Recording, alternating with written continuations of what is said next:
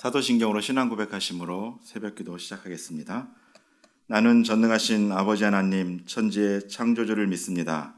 나는 그의 유일하신 아들 우리 주 예수 그리스도를 믿습니다. 그는 성령으로 잉태되어 동정녀 마리아에게서 나시고 본디오 빌라도에게 고난을 받아 십자가에 못 박혀 죽으시고 장사된 지 사흘 만에 죽은 자 가운데서 다시 살아나셨으며 하늘에 오르시어 전능하신 아버지 하나님 우편에 앉아 계시다가 거기로부터 살아있는 자와 죽은 자를 심판하러 오십니다. 나는 성령을 믿으며 거룩한 공교회와 성도의 교제와 죄를 용서받는 것과 몸의 부활과 영생을 믿습니다. 아멘. 찬송 270장 함께 하시겠습니다. 270장 함께 찬송하시겠습니다.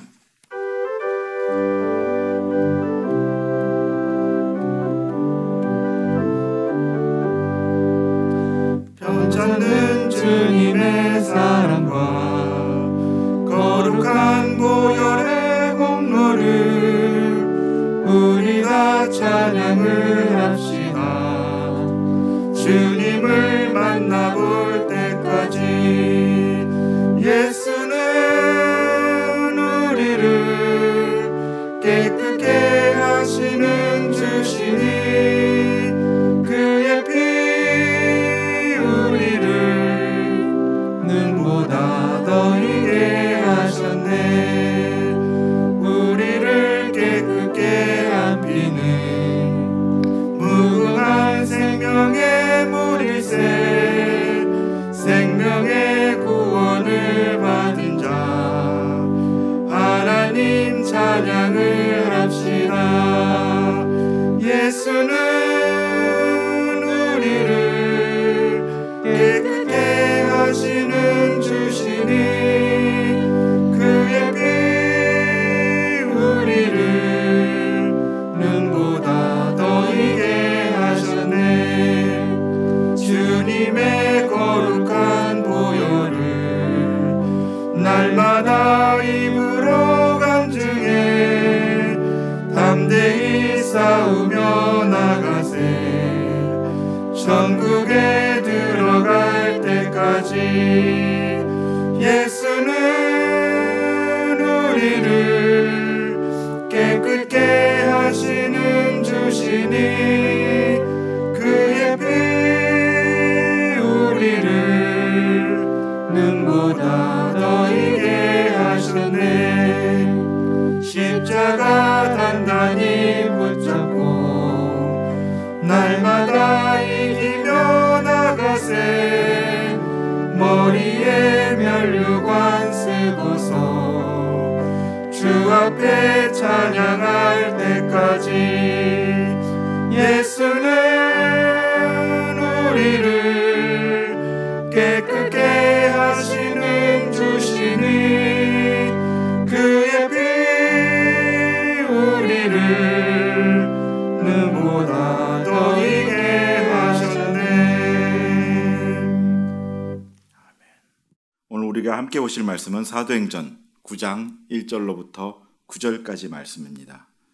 사도행전 9장 1절로부터 9절까지 말씀입니다.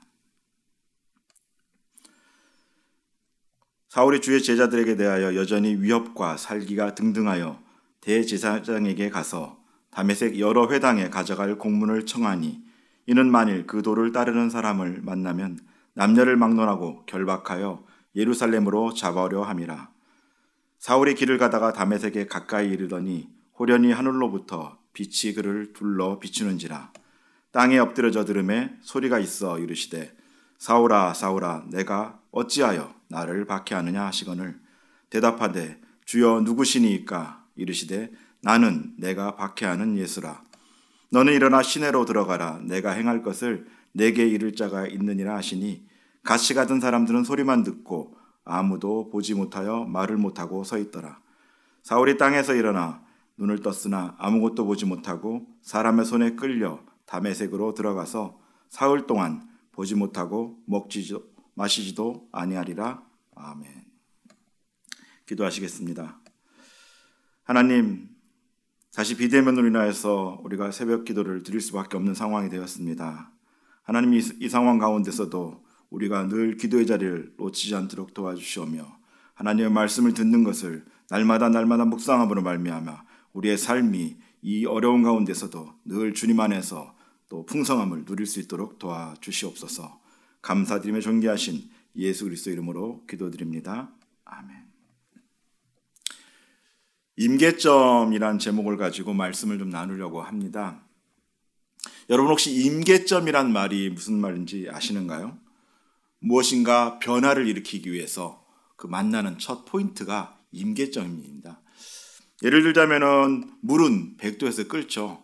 그러다 보니까 순수한 물은 99도에서는 끓지 않습니다. 1도가 딱 올라가는 그 100도가 되어야지만 물이 끓죠. 그것을 임계점이라고 이야기합니다. 그리고 요즘에 임계점이란 이 말이 다른 뜻으로도 다른 의미로도 확대되어 사용되어지기도 하는데요. 변화의 시작점 혹은 변화를 일으키는 그 정점을 임계점이라고 말하기도 합니다. 그런 의미에서 보면 변환점이라고 표현할 수도 있을 것 같습니다. 오늘 함께 나눌 사도행전 9장의 말씀은 사도행전의 큰 변환점이 들어있는 말씀입니다. 어쩌면 사도행전은 이 9장을 중심으로 해서 9장 전과 9장 후로 이렇게 나눠볼 수가 있는데요. 그 중심에 사울이라는 청년이 등장합니다. 이 사울은 우리가 잘 알고 있는 바울을 말하는데요. 사실 사울의 처음 등장은 사도행전 7장 스데반 순교 때 나타나게 됩니다. 스데반의 도래를 맞아 순교할 때 그 죽음을 목도하고 있던 사람이 이 사울이었습니다. 이 당시 사울은 스데반의 죽음을 보며 마땅히 여겼을 정도로 그것을 기독교를 박해하는 그런 인물로 앞장섰던 그런 사람이었습니다. 그는 이미 청년의 나이로서 그의 재능을 인정받았죠. 그래서 사내들인 공회에서도 상당한 지위에 있었음을 알 수가 있는데요. 그가 활동하던 시기 34년부터 68년 이 경에는 오순절 성령 강림으로 인해서 교회가 막 태동을 일으키고 있던 이런 시기였습니다. 그런데 그 교회가 일어나고 그 태동을 하는 것에 맞서서 이 사울이 기독교인들을 핍박하는 것은 물론이고 그들을 처형하기 위해서 혈안이 되어서 동분서주하는 모습을 보여주고 있습니다. 한마디로 얘기하면 열정적으로 교회를 핍박했던 이 인물이 이 사울이었습니다. 그런 사울이 오늘도 기독교인들을 죽이고자 한 걸음으로 달려가고 있습니다. 1절, 2절 말씀입니다. 사울이 주의 제자들에 대하여 여전히 위협과 살기가 등등하여 대제사장에게 가서 다메섹 여러 회당에 가져갈 공문을 청하니 이는 만일 그 도를 따르는 사람을 만나면 남녀를 막론하고 결박하여 예루살렘으로 잡아오려 함이라. 아멘. 사울이 예수의 도를 따르는 무리들을 잡아서 죽이려고 살기를 띠고 돌아다니고 있습니다. 그리고 이것을 공식화하기 위해서 대제사장에게 일종의 체포영장 같은 걸 받고 있는데요. 이것을 들고 다메섹으로 건너갈 계획이었습니다. 그렇게 합법적으로 다메섹에 있는 기독교인들을 소탕할 생각으로 예루살렘 공회의 허락을 받고 있는 이 사울의 모습을 오늘 보여주고 있는데요. 또한 남녀를 막론하고 라는 표현을 보면 사울의 계획을 엿볼 수가 있습니다. 그는 남녀를 가리지 않고 모두 포박함으로 말미암아 정말 기독교인들을 전멸시킬 그런 계획을 가지고 있었습니다. 당시 문헌을 살펴보면요. 다메섹에 굉장히 많은 기독교 인구가 있었다고 합니다. 네로 황제 때 약 1만 명 정도를 죽였다라는 역사적 기록이 있거든요. 그러니까 그 정도로 기독교인들이 많을 정도로 전도의 열매가 맺혀져 있던 곳이 바로 이 다메섹이었습니다. 그러니까 사울은 당연히 이곳을 소탕해야 될 기독교의 근거지로 여겼던 것이죠. 이렇게 채비를 마치고는 기독교인들을 죽이러 사울은 서둘러 길을 재촉합니다. 3절 말씀입니다. 사울이 길을 가다가 다메섹에 가까이 이르더니 호련히 하늘로부터 빛이 그를 둘러 비추는지라. 다메섹으로 가는 길은 보통 세 갈래 길 정도가 있다라고 합니다. 그중에 이 사울이 갔던 길은 세겜과 갈릴리를 거쳐서 이 다메섹으로 들어가는 중앙 산지길이었다라고 합니다. 왜냐하면 사울이 지금 한시도 지체하지 않는 걸 보면은 이 산지길이 가장 빠른 길이기 때문입니다. 그러니까 기독교인들을 박해하기 위해서 가장 빠른 길을 택했을 거라는 것이 많은 사람들의 지배적인 의견들입니다. 그렇게 다메섹을 향해 서둘러 가던 이 사울 앞에 호련히 빛이 등장하는데요. 대낮임에도 불구하고 그 빛은 태양보다도 밝았습니다. 그리고 그 엄청나고 빛나는 그 영광 앞에서 사울은 엎드러져 버립니다. 일반적으로 하나님의 영광이나 또 하나님의 임재가 나타나는 순간 사람은 그 빛 앞에서 엎드러질 수밖에 없는데요. 사울도 그랬던 것입니다. 그리고 그 빛을 통해서 주님의 음성을 듣게 됩니다. 4절 말씀인데요. 땅에 엎드려져 들음에 소리가 있어 이르시되 사울아 사울아 내가 어찌하여 나를 박해하느냐 하시거늘. 그때의 상황을 조금 더 자세히 보기 위해서 제가 쉬운 성경으로 다시 한번 읽어보겠습니다. 같은 4절인데요. 사울은 땅에 엎드렸습니다. 그때 사울아 사울아 내가 왜 나를 박해하느냐 하는 소리가 뚜렷이 들렸습니다. 이것은 꿈이 아니었고 비몽사몽간의 일도 아니었습니다. 그리고 그 정신없는 상황에서 사울은 뚜렷이 주님의 음성을 듣게 됩니다. 사울이 박해하는 것은 기독교인들이었는데 주님께서는 사울에게 왜 나를 박해하느냐라고 물으십니다. 사울은 두려웠습니다. 분명 자신이 하나님을 일을 한다고 생각을 하고 있었거든요. 그렇게 해서 기독교인을 잡는 것을 너무나도 당연하게 생각하고 있었는데 누구인지 알지 못하는 음성이 강한 빛과 함께 나타나자 사울은 바짝 엎드렸던 것이죠. 그 자세를 보면 이가 얼마나 두려워했는지를 알 수가 있습니다. 어쩌면 그 빛과 함께 그 음성이 자신을 박해하고 있음을 말하고 있으니 더 두려웠던 것이죠. 왜 나를 박해하느냐 이 소리가 그 빛 가운데 들리게 되니 너무나도 두려웠던 것입니다. 그런 상황에서 두려움에 겨우 소리내어 빛 가운데 계신 이가 누구인지 묻는 사울의 질문에 주님께서는 자신을 밝히십니다. 대답하되 주여 누구시니까 이르시되 나는 내가 박해하는 예수라. 아멘. 사울의 마음은 내가 빛 가운데 임하시는 분을 박해한다는 생각은 조금도 하지 않았습니다. 자신은 그저 기독교인들을 박해했을 뿐인데 빛 가운데 계신 분이 왜 자신을 박해하느냐라고 하시니 이렇게 물어본 것은 당연합니다. 사울이 물어본 그 질문 속에서는 나는 당신을 절대 박해한 적이 없습니다라는 이 항변이 담겨져 있습니다. 그런데 그 물음에 대하여 답하시는 주님의 말씀을 듣고는 그는 얼어붙어 버리고 맙니다. 나는 내가 박해하는 예수라. 나는 내가 박해하는 예수라. 사울은 가슴이 철렁했습니다. 이제껏 기독교인들을 죽이려고 박해하러 쫓아다녔는데 그리고 지금도 그들을 잡으려고 예루살렘 공회의 허락까지 받아가며 다메섹으로 달려가고 있었는데 그 길에서 예수님을 만난 것입니다. 자신이 생각하기에 예수님은 하나님의 아들이 아니라 사회를 어지럽히고 유대교를 위협하는 이단쯤으로 알고 있었는데 이 사건을 통해서 자신이 가지고 있던 생각이 완전히 잘못되었음을 깨닫게 됩니다. 이 초자연적인 힘 앞에서 그는 한낱 힘없는 청년이었고 죄 많은 인간이었던 것입니다. 주님의 빛 앞에서 자신의 모든 것들이 다 드러나 버리니 사울은 결국 자신의 삶의 자리를 돌이키게 됩니다.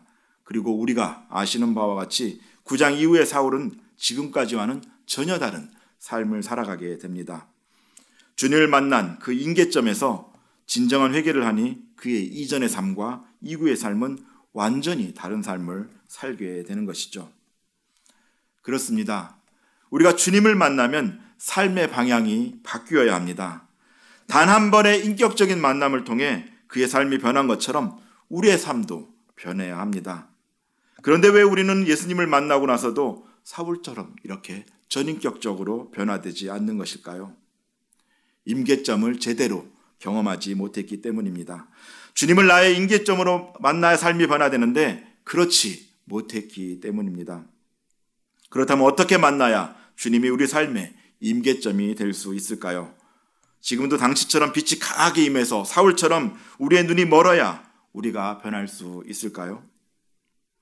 사울은 자신의 삶 속에서 일시에 눈이 멀 정도로 충격적인 예수님과의 만남을 경험한 것은 사실입니다. 그런데 그것이 삶의 변화를 일으키는 전부가 아닙니다. 어려운 일을 당했다고 해서 예를 들어 중병을 걸렸다가 그 주님의 은혜로 나았다라고 해서 모두 회개한 자로서의 변화된 삶을 살아갈 수 있을까요? 그렇지 않습니다. 누가복음을 보면 10명의 나병 환자가 예수님에 의해 치유를 받지만 구원받은 자는 단 한 명에 불과합니다. 특별한 경험이나 은혜는 동기가 될 수는 있지만 그것이 변화의 충분한 조건이 되지는 않습니다. 그렇다면 무엇이 사울을 이렇게 변화하게 하였던 것일까요? 바라기는 사울이 예수님을 만난 후 그의 삶을 송두리째 바뀐 것처럼 우리도 예수님을 통해 다시 한번 결단할 수 있기를 원합니다. 첫째로 사울은 예수님께서 누구이신지 분명하게 알았습니다. 5절 말씀 다시 볼 텐데요. 대답하되 주여 누구시니까 이르시되 나는 내가 박해하는 예수라. 사울은 주여 누구시니까 라는 이 말에서 주여라는 그 퀴리에라는 호칭을 쓰게 됩니다. 이것이 굉장히 중요한데요. 이것은 존칭적인 의미가 아니라 빛으로 나타나신 분이 하나님이심을 분명히 직감하고 이 단어를 쓴 것입니다. 이전에 사울은 율법에 익숙해 있었고 지금까지 자신이 열심을 다하고 있는 그리스도인들에 대한 탄압이 하나님 앞에서 올바른 일이라고 생각을 하고 있었습니다. 그리고 오늘도 그 일을 열심히 수행하고자 다메섹을 향해 발길을 재촉하던 중이었는데 이때 갑자기 하늘로부터 들려오는 소리에 그는 당황하지 않을 수 없었던 것이죠. 그때 사울은 그렇게 찾아오신 예수님에 대한 분명한 신앙 고백으로 예수님을 주로 받아들였습니다. 여전히 예수님을 주로 믿는다고 하면서 이것도 하고 저것도 하고 또 내가 분명하게 소속을 밝히지 않고 사는 것이 아니라 분명하게 예수님을 주라고 고백했다라고 한다면 그 앞에 엎드리셔야 합니다. 나의 주인이 누구인지 분명히 아는 것, 사울의 회개에는 그런 고백이 있었던 것입니다.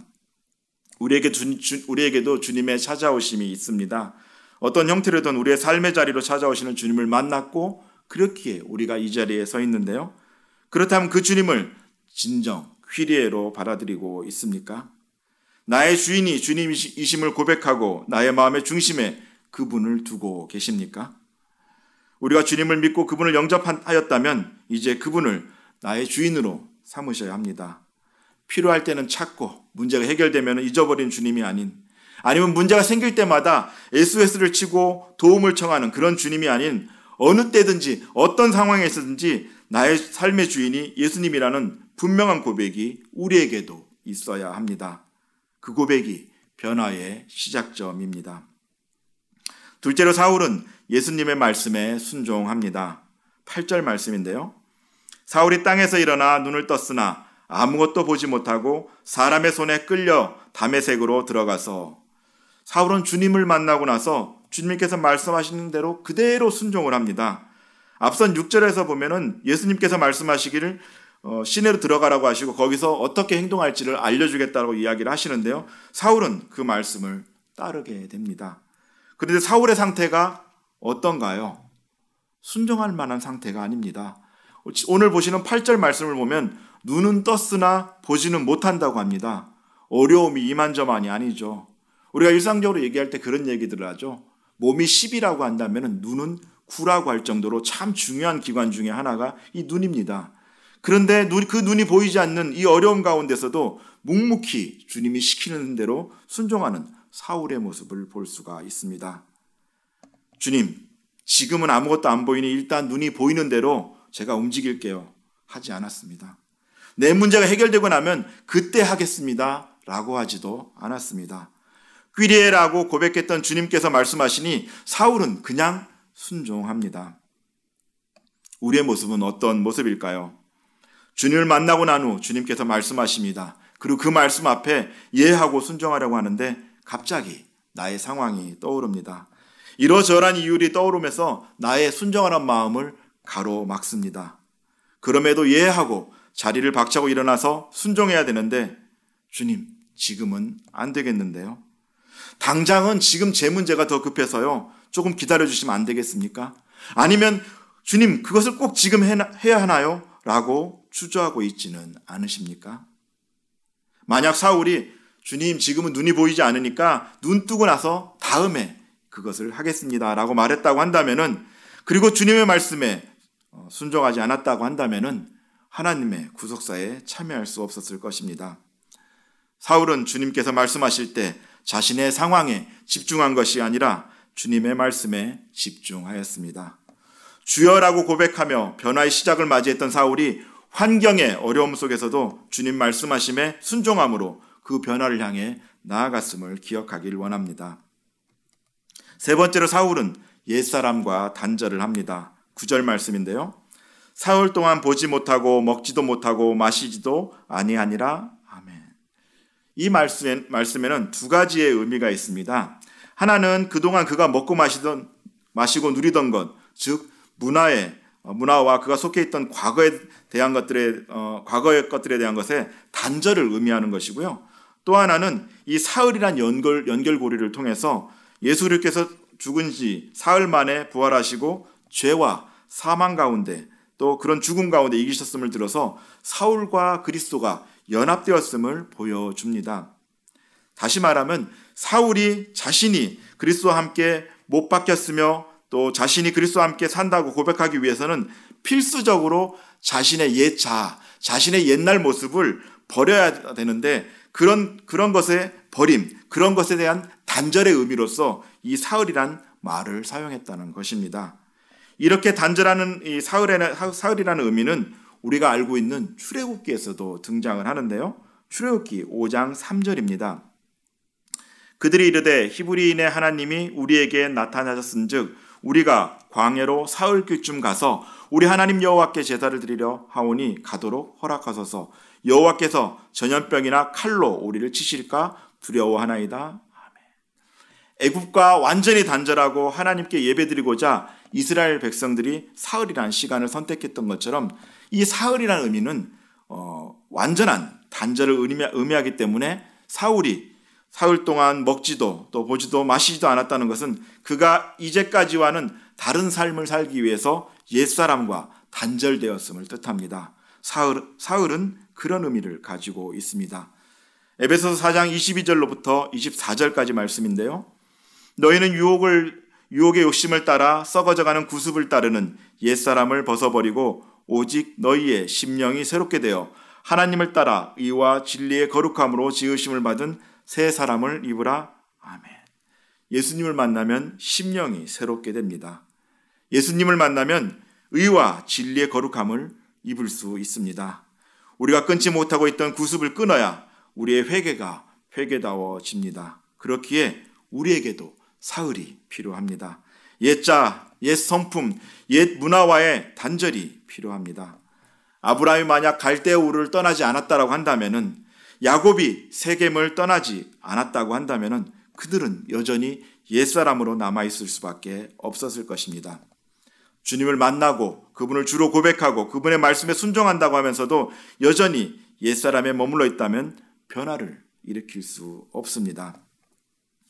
말씀을 정리하려고 합니다. 오늘 다메섹 도상에서 예수님을 만난 사울은 지금까지와는 전혀 다른 삶을 살아가게 됩니다. 그는 예수님을 박해하던 자에서 예수님과 함께 못 박히는 자가 됩니다. 그것은 그가 진정으로 회개하였기에 가능하였습니다. 그 한 번의 만남으로 그는 자신의 인생에 있어서 대전환을 맞이하였습니다. 우리에게도 예수님을 만난 순간이 있습니다. 그 만남이 변화를 위한 임계점이 되어야 합니다. 잠시 스치는 그런 만남이 아니라 그 만남을 시작으로 나의 삶의 자리가 변해야 합니다. 사울은 그렇게 변했습니다. 그리고 지금까지 자신의 의로 살아오던 사울이 아닌 이제는 예수님을 주라고 고백하는 바울로 살아가게 됩니다. 오늘도 우리 주님이신 예수님께서는 우리를 부르십니다. 나를 향해 우리의 이름을 부르시며 어찌하여 내가 나를 박해하느냐라고 말씀하십니다. 나의 행동이, 나의 삶의 자리의 모습이 나도 모르게 예수님을 박해하거나 대적하는 행위가 되지 않기를 원합니다. 그리고 지금 이 순간 다시 한번 주님을 처음 만나서 회개했던 첫사랑을 회복함으로 변화를 위해 나아가야 합니다. 오늘도 하나님께서는 예수님을 주로 고백하고 그분의 말씀에 순종하며 옛사람의 모습을 버려야 한다고 말씀하십니다. 그래서 이제는 주님을 박해하는 자가 아닌 주의 일을 하는 자로 살아가라고 말씀하십니다. 그것이 예수님을 만나 회개라는 임계점을 만난 이들이 마땅히 해야 할 일이고 그것이 그리스도인의 삶의 모습입니다. 기도하겠습니다. 하나님, 우리를 만나주시고 우리를 찾아와 주시고 우리에게 당신을 먼저 낮추어서 우리의 삶을 돌아봐 주시니 감사를 드립니다. 아버지 하나님, 우리가 당신을 주로 고백하고 이제 그 말씀에 순종하며 옛자를 끊으며 당신의 삶을 함께 살아가길 원합니다. 우리를 통하여서 역사하여 주시옵소서. 우리 안에 있는 자아들을 버리고 하나님의 성전으로, 또 우리가 하나님의 모습으로, 하나님의 대행자로 살아갈 수 있도록 은혜를 더하여 주시옵소서. 감사드리며 존귀하신 예수 그리스도 이름으로 기도드립니다. 아멘.